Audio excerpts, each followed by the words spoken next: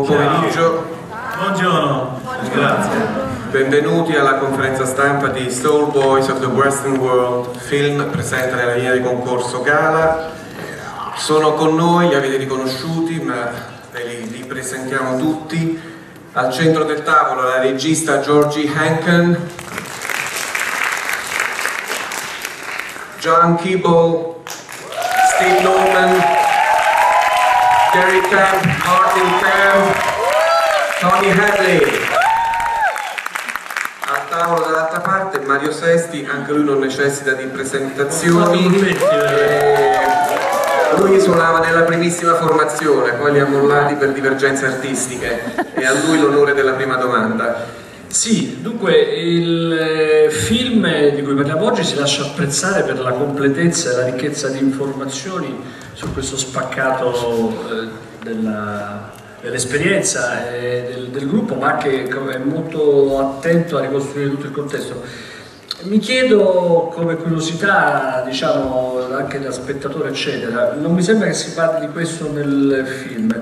Quali erano i vostri gusti cinematografici, visto che siamo in un festival di cinema? Cosa c'era che vi appassionava e che vi appassiona tuttora? Insomma, credo che sarebbe interessante, una nostra forma di curiosità, capire quali sono i film e il tipo di cinema che amate. I think the first dangerous film I ever saw was A Clockwork Orange. Kubrick, I love his work. Early Hitchcock silent movies, Charlie Chaplin, I'd put those three down. Cinema Paradiso, fantastic film. One of my favourite American films, Goodfellas. That's probably one of the best gangster films ever made. Which what? Goodfellas. Oh yeah. Do you think I'm a funny guy? Eh? Do I entertain you? Do I amuse you? Very much. Yeah. I like films about London. Julia Temple made a great one. It was one of the reasons we were drawn towards George, because she's worked with him and produced that film, which was a rather Modern Babylon, which was an archive-only film about London. And we're very much a London band, and I think we wanted to get some of that spirit in our film too, which I think we've achieved. I think the only way you can make a film about Spandau Ballet, or the individual members of Spandau Ballet, is to make a film as well about where they came from and when they came from. So it was crucial to have I mean, sorry, George. Sorry, I didn't mean to interrupt. Yeah, I mean, for me, I love the early part of the film, especially when you've got set against the backdrop of where we came from, the environment that we came from as children in Islington, and then you've got the Thatcher period and the strikes and the economic and political turmoil that was going on in Britain at the time. And I just think it's not just about Spandau Ballet, it's about the decade and what was happening, Live Aid and everything else. There's another great film which is just coming to my mind called The London Nobody Knows, with James Mason. And that was a film that really I found very moving about the poorer side of London in the 60s. Because everyone knew the swinging London and no one really knew that other side. And funnily enough, the market that Martin and I and John and all of us used to go and hang out in as kids is in... bought our first record. It bought our first records in this place called Chapel Market, is in that 1969 film with James Mason. But it's spoken about as though it's a rather strange cultural place. But it's also in our film. But Is that the Sistine Chapel Market? It's a joke for us. Thank you. The film that made me think that it would be possible to make something that was emotionally compelling using only archive was seeing Atif Ghani's Scena, which I think is a fantastic film. And there's something very special about going on that journey with the person in the film, being always in the time, seeing the archive, seeing what happened as it happened. And that's exactly what we were able to do with Soul Boys. There was such a lot of archive that we could be with the boys right from when they were 15 right through to 5 years ago now. And it's a slightly better ending than Senna's as well. So. Nobody does. I think what George has done really well is she's managed to achieve to tell so many different stories within the movement. You know, she tells each one about us, and she tells the band, and she also tells the audience. And I think the Italian audience is such a big part of Spandau Ballet career that hopefully everyone will absolutely key onto it and understand where it's coming from. The films have got an exclusive viewing for the Italian audience tomorrow and the day after, the 21st at 22, in 150 cinemas around Italy. So it's a fantastic opportunity for us, and hopefully everybody in Italy will go and see the film, which will be fantastic. He's waiting to ask his first question here. No, I'm not. I just wanted to say che il film uscirà nei cinema il 21 e il 22 ottobre, quindi era una comunicazione di servizio che Tony ci ci aveva anticipato, ma volevo sottolinearla. Thank you, Tony. Sorry. That's okay. We have already some questions reserved here in the audience. First row. Buongiorno. Allora, Buongiorno. Siete stati molto, giusto, sì, buon pomeriggio, siete stati molto amati qui nel nostro paese, si vede anche dal film, e per cui volevo chiedervi, intanto, soprattutto a Gary Camp, che cosa hanno rappresentato gli Spandau nello scenario internazionale della musica? E noi in Italia vi abbiamo molto amato, anche nel resto del mondo, da quello che si evince, però insomma questi 10 anni, poi quando vi rivedete che cosa provate nei vostri confronti? Tenerezza, simpatia, il fatto che siate stati anche molto belli, siete di bell'aspetto anche adesso, insomma all'epoca eravate molto belli e le ragazzine impazzivano, per cui chiedo se questa cosa vi faceva sentire come in uno zoo, come si vede dentro, oppure vi dava felicità. E poi l'ultima cosa, è uscito un vostro disco, sono 16 hit e 3 inediti, a quando un album tutto di inediti? Grazie. Okay. There was a lot of footage that came from Red Ronnie, actually. He's sitting down there making more footage as we speak. And I think George realised that was the particular part of our story when it was beautiful to be here and to be wanted so much, and there was a great passion. And I think our music, you know, worked very well in Italy. It's very melodic, and but obviously it tells a particular part of the story when, you know, there is a lot of pressure. We are very, even though our world, on one hand, had become huge and global, our real world had become very, very small. It only was a handful of people that we were around, and there was a lot of pressure to keep that going. So I think the use of the Italian footage in the movie shows that, as well as the success of the band at the same time. But we absolutely love it, and that's not to say we don't like it. We want more of it when we come back in March to play concerts. Well, I think also you have to understand that the time that Spandau Ballet, I think Italy in some ways were a little bit behind other countries when they caught on to Spandau Ballet. Italy came on around Our Fly For You. Our Fly For You, yeah. And that was at exactly the same time as music television came around in Italy. Video and Musica, yeah. So I think the two combined made Spandau.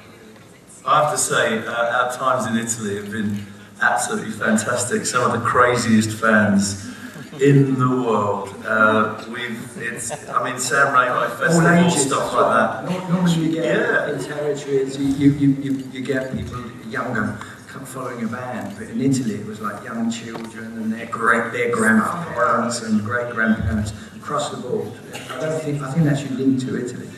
Italy really embraced the band. Grazie. Yeah. Thank you. Abbiamo lì Gloria Satta del Messaggero.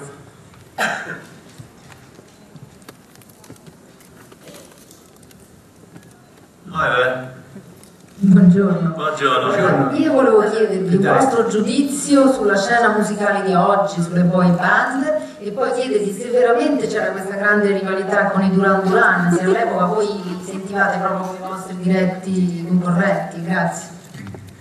I think we considered everyone as our direct competitors. This is the music business, and we wanted to win, and it didn't matter whether it's Duran or anyone else. And the same rules still apply. You know, the album is top 10 this week in Great Britain.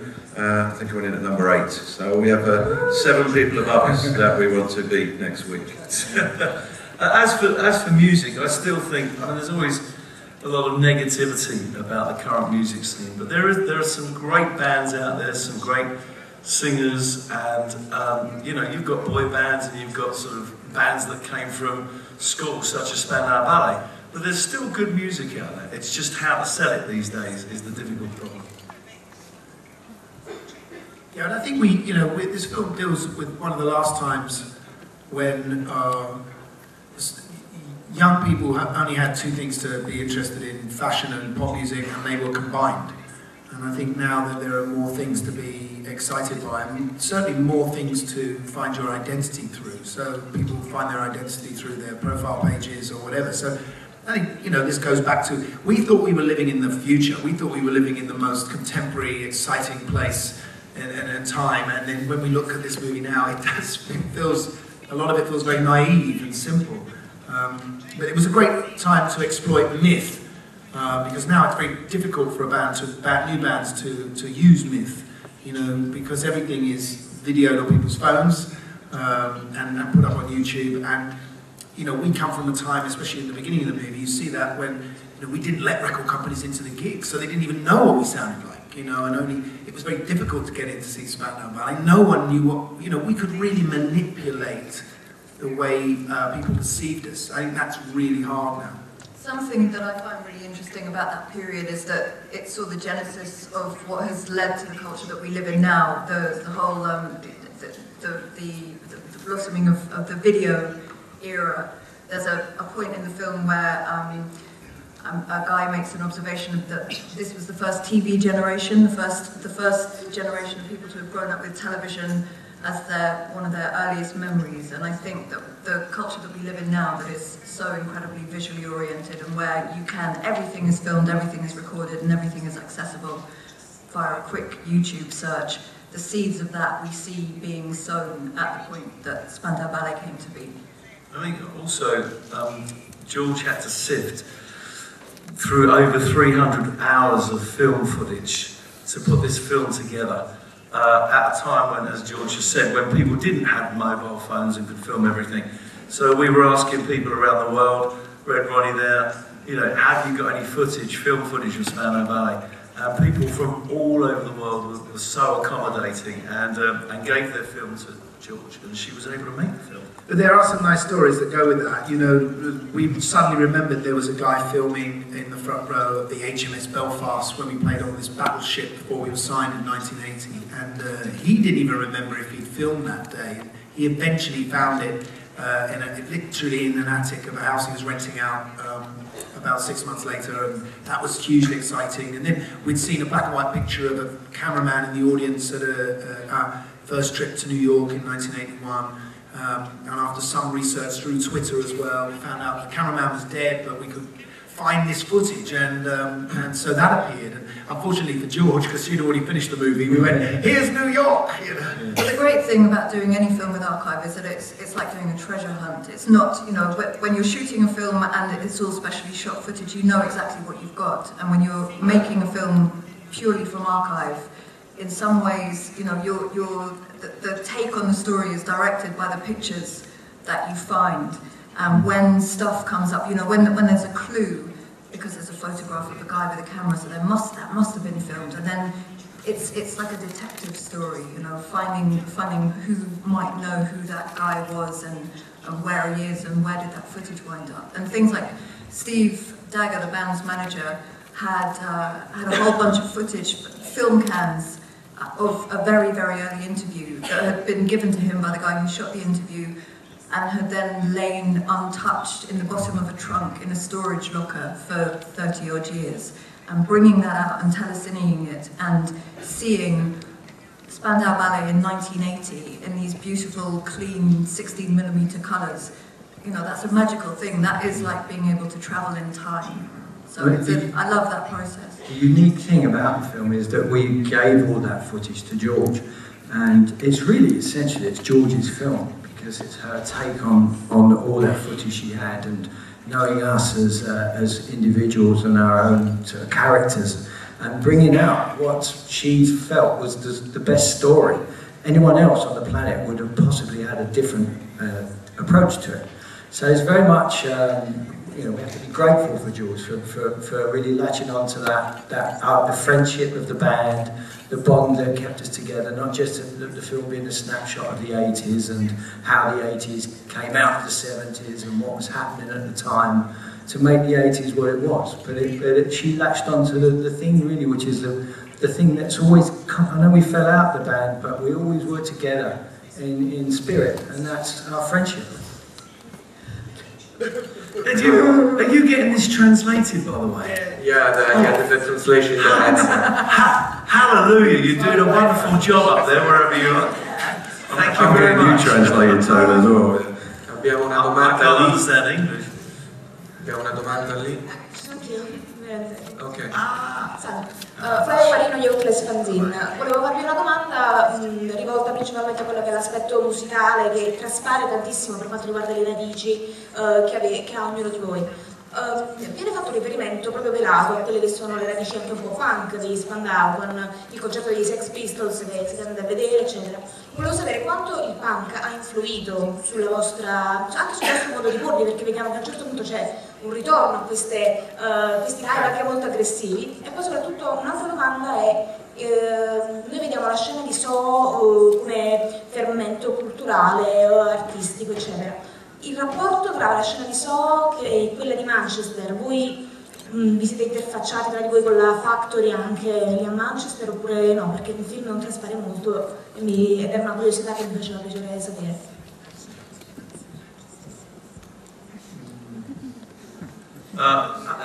From my point of view, punk was really influential. I mean, as it says in the film, we started the band as a school band. And we were kind of involved in the punk movement at the time. We were more like a kind of pop art band, more like Generation X.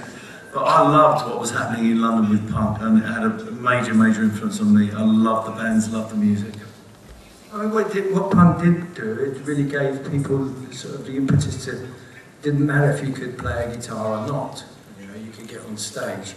But the whole punk ethos of breaking stuff down and destroy just wasn't going to last very long.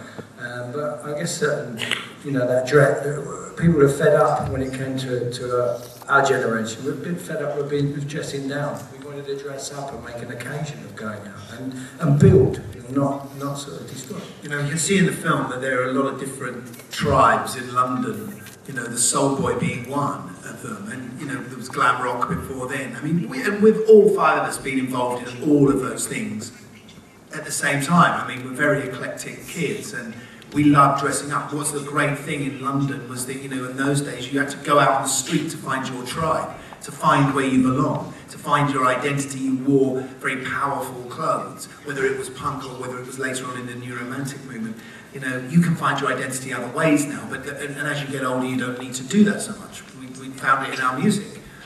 Go to your Manchester question. I don't think there was any connection. Yes, I remember buying a Joy Division record. No, I think it's talking about Joy Division and Factory, which was at the same time. It was probably just before us. And I loved what Joy Division did, and they had certain rhythms that were very. But if you walk down into Soho was definitely a standalone moment. It had no influence from Manchester. I don't think Joy, maybe Lovell Terrace Parco played at the Blitz once or twice. I think it goes back to what Barry said earlier about how good it was and how easy it was to keep things secret. Things were very separated between London and Manchester in those days.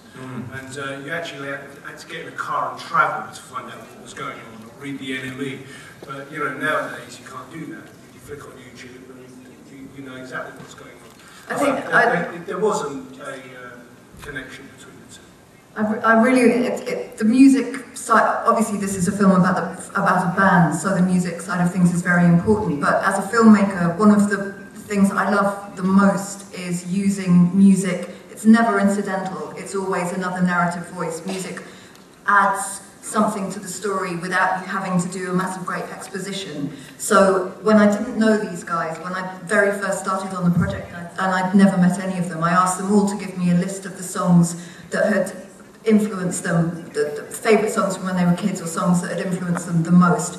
And that not only helped me to get a perspective on each of them, but it also helped me to see what the roots of Spandau Ballet's music was. And I could see the threads of all these different genres of music, because they had very divergent tastes. These are, you know, 5 very different people who happened to work together brilliantly as a band. But, you know, John's into heavy metal, Tony really loved punk, Steve was well into soul. You know, each of them had their different influences, and that was a very important thing, not only to give an insight into their personalities, but also to give an insight into how Spandau's music evolved. And then, of course, in the film, the Spandau music in the film is all chosen by George, you know, and we, you know, choices which are very, very different to the ones we may have chose, or the obvious ones, but usually because the lyric within the song has some narrative influence upon what's happening.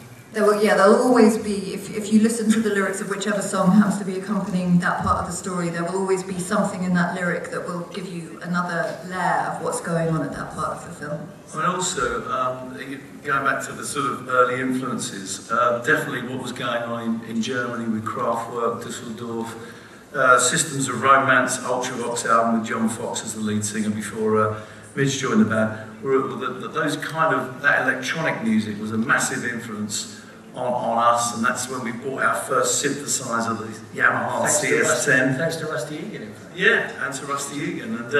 And so what was going on abroad was also influencing what was happening in London musically. The punk ethos was anyone could form a band. I mean, actually, today is much more punk, because everyone's sitting there, you've all got GarageBand on your phones, you could sit there and make a record now, but it just shows you how difficult it is. Purtroppo il tempo a nostra disposizione è già scaduto. I'm sorry, we speak too much. That's the Got so much more to say. Listen, thank you, grazie mille, thank you very much for coming on. E quindi ci vediamo stasera, grazie per la vostra e grazie a loro per la simpatia. Ciao, grazie. Senti, ma io voi che siete esperti.